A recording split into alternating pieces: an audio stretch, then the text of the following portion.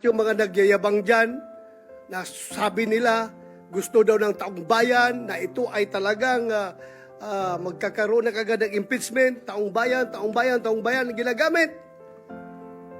I don't know kung sino taong bayan yung sabi nila.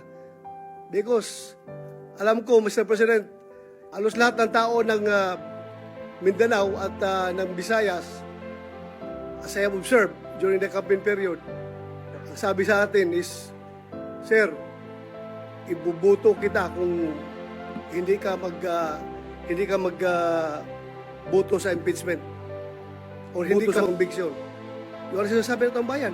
Kaya please, do not use the term taong bayan palagi because taong bayan is hindi lang kayo. There are always two sides of the coin. Bakit ba? Wala bang value yung mga taong bayan na nagsasabi na ayaw namin ng impeachment? Gusto nila? Ang iba-value ng Senado ay yung mga tao lang na nagsasabi na forthwith kuno yung impeachment na yan.